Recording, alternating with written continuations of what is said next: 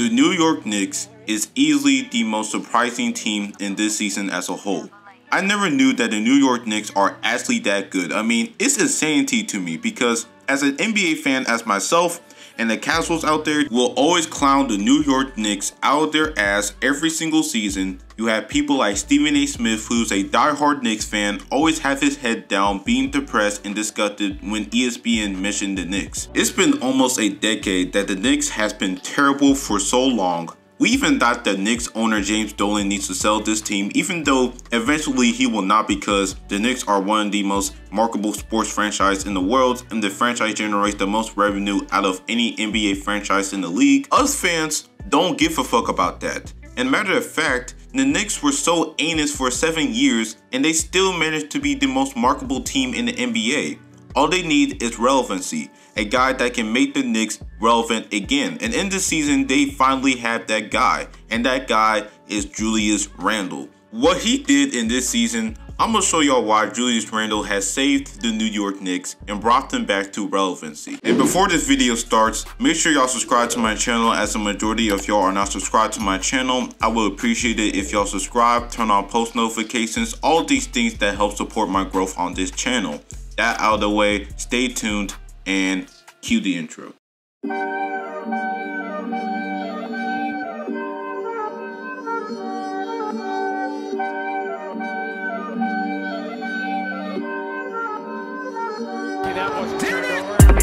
I got this shit from the trap, few baggies, my pen and my pad.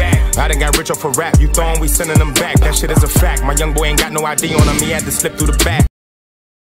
Alright, so Julius Randle has taken the league by storm, and that is rejuvenated himself from the disappointing season that he had in 2020. Because last season, Randle has really regressed from the season that he had in New Orleans the season before 2020, where he was a 6th man of the year candidate and had the best season of his career in that time. He was averaging 21 points, 9 rebounds, 3 assists, shooting 52% from the field and 34% from 3. If you really watch the games, his skill set is steadily progressing as he started to take more threes, even though he's mostly a post-up player.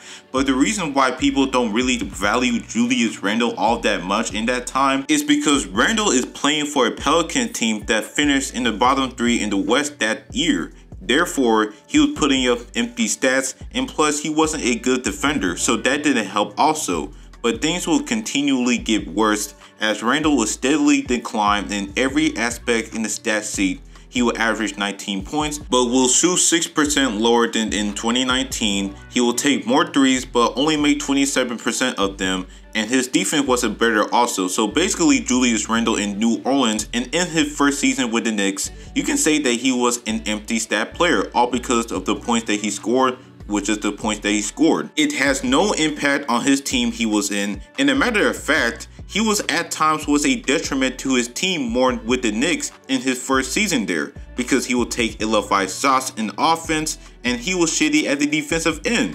But we never knew that Julius Randle would blossom into a superstar, because this season, Randle is averaging 24 points, 10 rebounds, which is a career high, 5 assists, which is also a career high, shooting 46% from the field, and a scorching hot 41% from 3, and 81% from the charity stripe. And looking at the advanced stats, Randle has a 20 PER and had a 57% true shooting percentage. Not career highs, but very solid stats.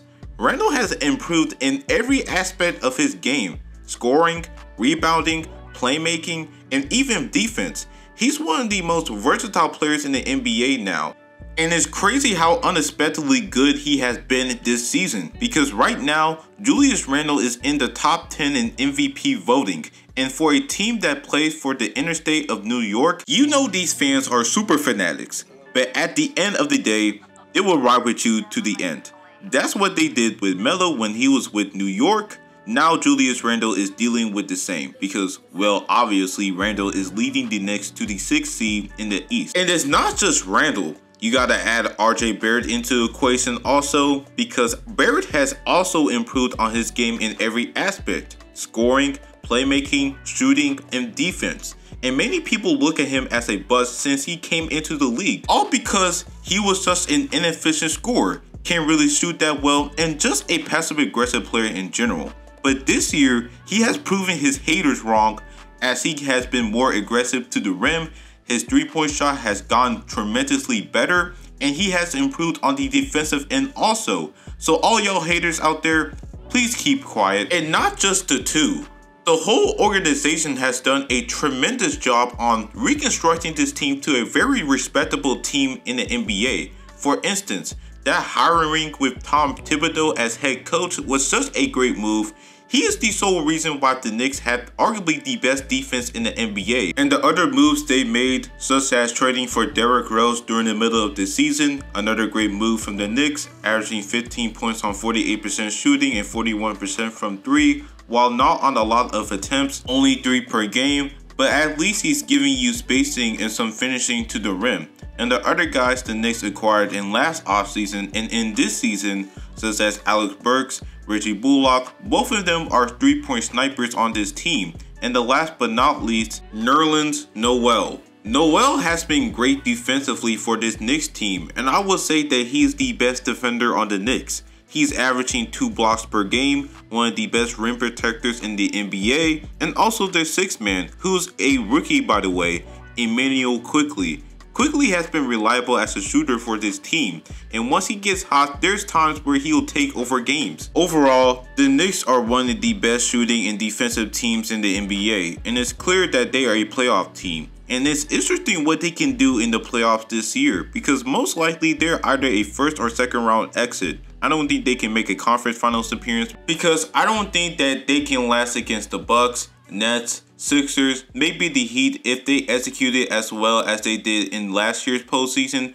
Actually, if the Knicks keeps their spot as a 6th seed, they'll face the Bucks, and I feel like the Bucks will win in 5 or 6 games depending on how the Knicks are going to game plan on Giannis.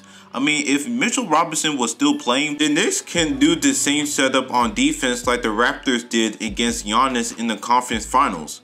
Just saying. All in all, the New York Knicks are finally back, and the dude who made all of this happen is Julius Randle. Julius Randle has been sensational this year.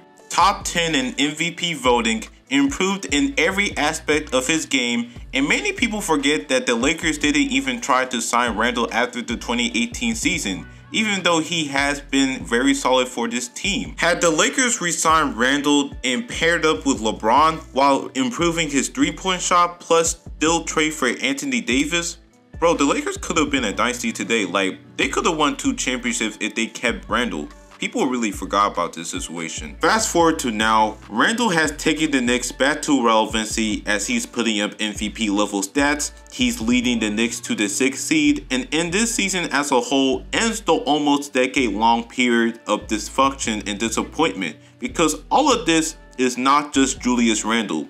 You have to add in the moves that the front office has made and the players that contributed for this team. The Knicks can do all of these moves, and the players can play as well as they are right now.